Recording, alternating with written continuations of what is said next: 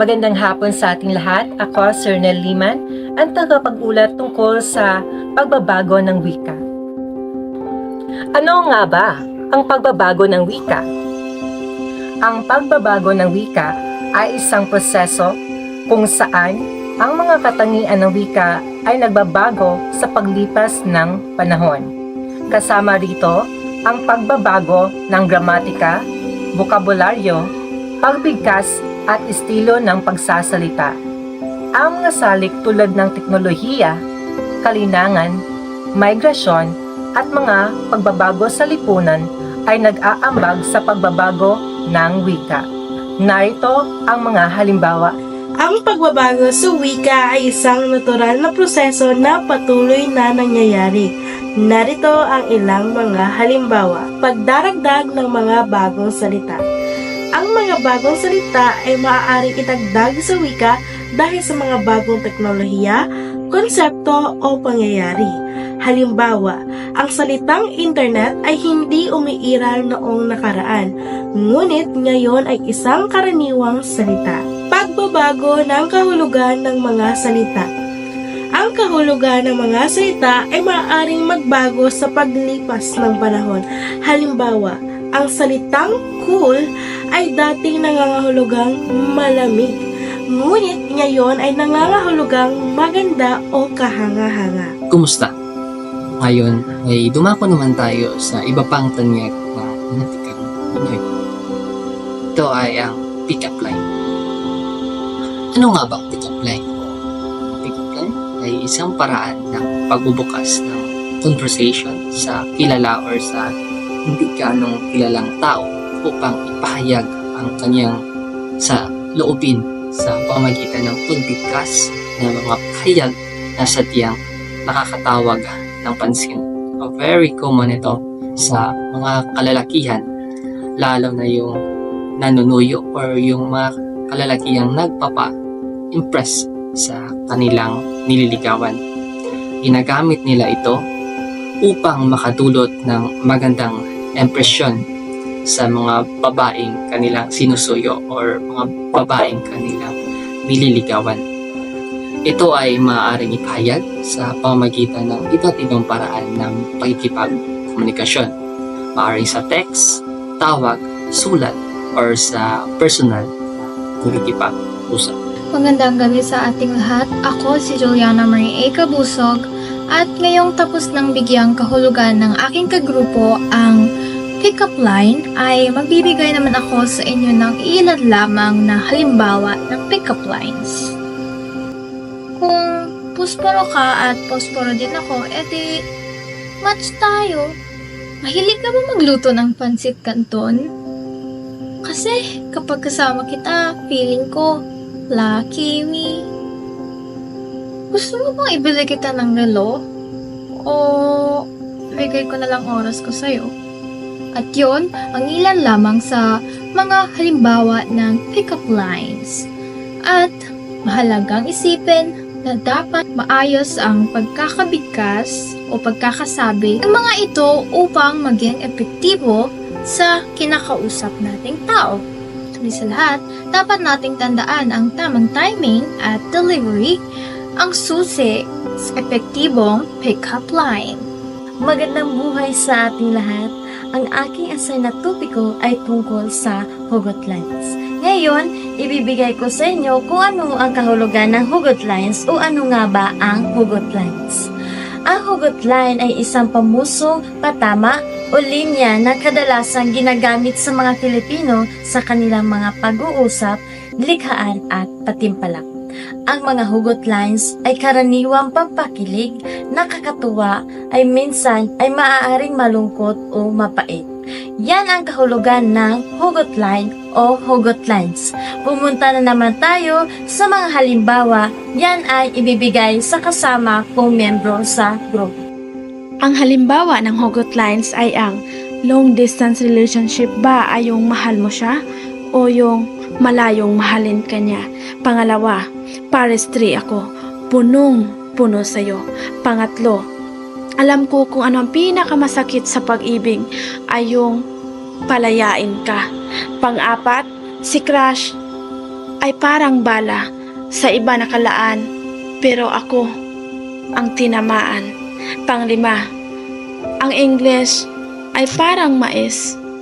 Pwedeng umabsent kahit Lunes. At ang panghuli ay ang sa isang sulyap mo, nakakopya ako. Salamat sa'yo, nakagraduate ako. Magandang araw sa lahat. Ngayon ay ating bibigyang kahulugan ang salitang spoken poetry. Ang spoken word poetry sa Tagalog ay ang pagsasaad ng kwento sa pamamagitan ng isang tula.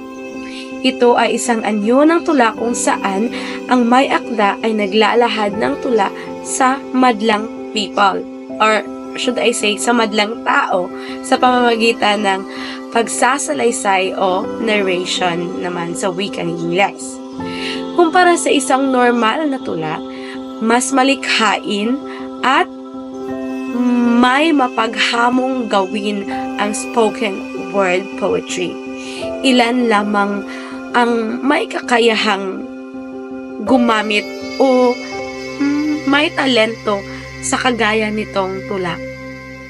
Isa sa halimbawa ng spoken poetry ay ang spoken poetry na pinamagatang Maling Pag-ibig. Tama nga sila. Kung sino pa yung nakapagpapangiti sa iyo ng sobra, siya din ang dahilan ni iyong pagluha. Kung sino pa yung taong dahilan ng matatamis mong ngiti, siya din pala ang magdudulot sa iyo ng lungkot at bighati. Masakit nga ba ang magmahal? O masakit mahalin yung maling tao? Masakit bang magmahal ulit? O mahalin yung maling tao ng paulit-ulit? Ang daming tanong sa isip ko na hanggang ngayon ay wala pa rin kasagutan kung bakit mo ako iniwan, kung bakit mo ako sinaktan, kung bakit mo ako iniwang luhaan. Alam mo, minsan naiisip ko na sana hindi na lang tayo pinagtagpo, na sana hindi na lang kita nakilala, na sana hindi na lang kita minahal ng sobra. Ang tanga ko, diba? Pinapasok kita sa buhay ko kahit hindi naman tama, kahit alam kong may iba, pero minahal pa rin kita ng sobra-sobra. Kahit iniwan mo ako at pinili mo siya, kahit na ikaw ang dahilan ng pagngiti, alam kong hinihintay ka niya, naghihintay siya.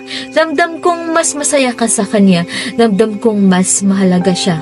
Kasi siya ang una mong nakilala, at ako, kumbaga sa laro, panggulo lang ako sa inyong dalawa.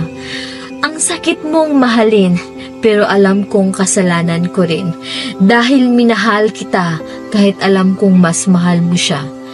Gusto ko maging masaya, pero paano kung ang nagpapasaya sa akin ay may mahal ng iba? Ikaw yung laging bukang bibig. Ikaw yung dahilan ng bawat nararamdamang kilig. Ikaw yung hinihiling na sana manatili ka sa buhay ko. Pero mukhang malabo dahil masaya ka na wala ako. Ang vlog sa Tagalog ay madalas na tinatawag na video vlog or vlog lamang. Ito ay isang uri ng vlog na gumagamit ng video content sa pang-araw-araw na usapan. Madalas na ginagamit ang salitang vlog bilang isang pangkaraniwang salita dahil ito ay kilala na sa kulturang Pilipino. Ang mga vlog ay karaniwang naglalaman ng mga video na nagbabahagi ng mga personal na karanasan, kaalaman o interes ng isang tao. Maaari itong nagbibigay tungkol sa kanilang pang-araw-araw na buhay, paglalakbay, hilig o anumang paksa na gusto nilang ibahagi. Ang mga vlog ay naging popular na sa social media platform katulad ng YouTube, TikTok at Instagram. Maraming tao ang nag-i-enjoy na panoorin ang mga vlog dahil nagbibigay ito ng pagkakataon na makilala ng mga bagong tao. Natuto ng mga iba't iba or mga bagong bagay at ma-inspire. Sa madaling salita, ang vlog ay isang paraan ng pagbabahagi ng mga video online na naglalayong makipag-ugnayan sa mga tao at nagbibigay ng impormasyon at entertainment. Ngayon ay ibabahagi ko sa inyo ang iba't ibang trending app sa social media dito sa Pilipinas. Dito sa Pilipinas nangunguna ang Facebook. Ang Facebook ay ginagamit araw-araw ng mga Pilipino. Pangalawa, Facebook Messenger. Pangatlo, ito ay tinatangkilik ng mga kabataan. Walang iba kundi ang TikTok. Pang-apat, YouTube. Panglima, Instagram. Pang-anim, Twitter. Pang-pito, Telegram. Pang-walo, Pinterest. Pang-siyam, WhatsApp. At ang panghuli, Viber. My name is Benfield Gasili. Ang mga kontemporaryong babasahin ay tumutukoy sa mga aktang panitikan ng kasalukuyang isinusulat at binabasa ng mga tao sa kasalukuyang panahon. Sa larangan ng mga panitikan sa Pilipinas, may mga mahalagang kontemporaryong babasahin na naglalarawan ng kasalukuyan karanasan ng ating bansang Pilipinas. Ilan sa mga halimbawa ay Tula Putol, isinusulat ni Michael Coroza. Nobela, Dekada 80, isinusulat ni Luwalhati Bautista. Mga akda ni Rodolfo Yabut. Mga aklat ni Jose Rizal, kontemporaryong panitikan sa mga Pilipinas at aklat ng magazine. At panghuli ay online lecture. Ang mga nabanggit ko ay mga akta at platforms ay ilan lamang sa mga maraming pagmulan ng mga kontemporaryong babasahin sa mga kasalukuyang panahon dito sa ating bansa.